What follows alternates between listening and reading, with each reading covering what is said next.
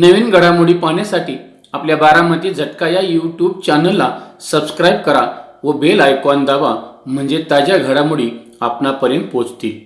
नमस्कार, बारामती झटका न्यूज चॅनलमध्ये आपले स्वागत आहे. नवनवीन व ताज्या घडामोडी पाहण्यासाठी आपल्या बारामती झटका न्यूज चॅनलला सबस्क्राईब करा आणि आमच्या सोबत अपडेट रहा. संपूर्ण महाराष्ट्रात माढा मतदारसंघ चर्चेचा विषय ठरला आहे.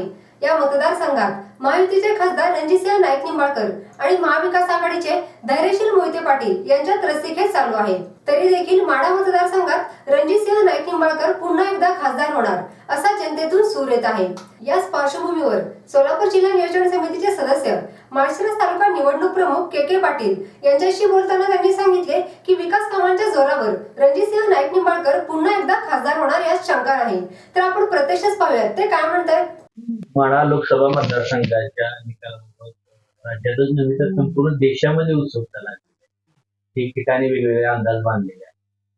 यांचा माढा मतदारसंघातील येणाऱ्या 4 तारखेचा निकालाचा अंदाज कसा असेल? काय माढा लोकसभेवर पूर्ण देशाचं लक्ष लागलं होतं, अगदी खरं आहे. तर एवढी मोठी उलथापालट देशात कुठल्याही मतदारसंघात झाली नसेल, एवढी उलथापालट या मतदारसंघात झाली. आणि त्यामुळे या मतदारसंघाचा निकाल काय असेल याबद्दल सर्वांना उत्सुकता आहे. परंतु खात्रीनं सांगतो की गेली 10 वर्ष नरेंद्र मोदींच्या सरकारनं केलेली विकासाची कामं आणि त्याचबरोबर या मतदारसंघामध्ये खासदारांनी केलेली न भूतो न भविष्यताची कामं, 2 कामं म्हणजे नीरा देवघरच्या कॅनॉलसाठी 3,900 कोटी तरतूद, त्यातला काही टप्प्याची निविदा काम सुरू, हे एक. आणि दुसरं म्हणजे फलटण पंढरपूर रेल्वे मार्ग, जो ब्रिटिशकालीन सर्वे झालेला रेल्वे मार्ग होता, त्या कामाला मंजुरी, तरतूद पैशाची. या 2 खूप मोठ्या गोष्टी. आणि बाकी छोटे मोठे रस्ते वगैरे तर कामं केलेली आहेत, खासदारनीतले काय कामं केलेली आहेत. त्यामुळे या कामाच्या विकासाच्या जोरावर हा मतदारसंघ निश्चित निवडून येणार. या तालुक्यामधून म्हणण्यापेक्षा पूर्ण मतदारसंघाचा आढावा देतो की फलटण तालुक्यामधून किमान 30 ते 35 हजार मतांची आघाडी कमळ म्हणजे रणजितसिंह नाईक निंबाळकरांना मिळणार. माण खटावमधून 25 ते 30 हजाराची आघाडी कमळाला मिळणार. त्याचबरोबर सांगोल्यातून 15 ते 20 हजाराची आघाडी कमळाला मिळणार.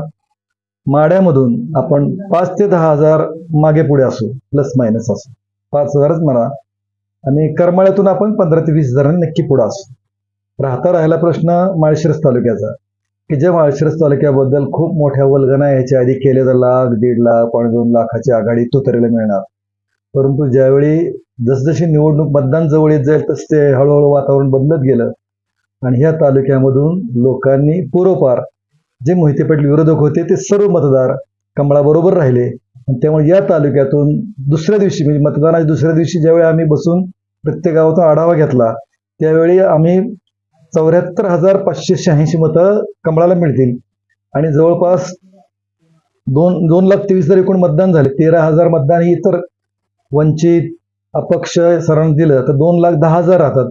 2,10,000तून 70,000 आम्ही त्या दिवशी म्हणालो होतो की आम्हाला 70,000 मतं मिळतील.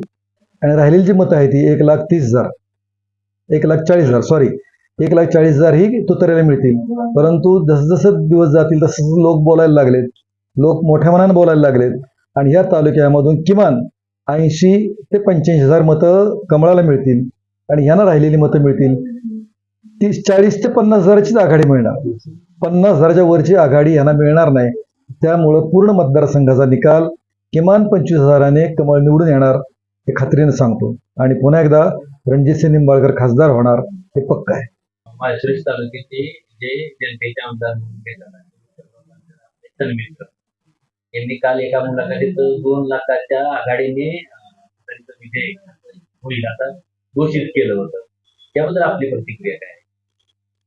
कसं आहे, या तालुक्यामध्ये अभूतपूर्व घटना घडली.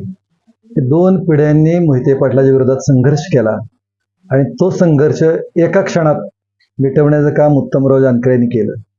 उत्तमराव जानकरांनी अतिशय प्रामाणिकपणे तुतारीचं काम केलं या मतदारसंघामध्ये, की जणू काय ते 7वा भाऊच आहेत. एवढ्या नेटाने त्यांनी काम केलं आणि त्यांनी परवा सांगितलं की 2 लाखाच्या मताधिक्याने तुतारी निवडून येणार.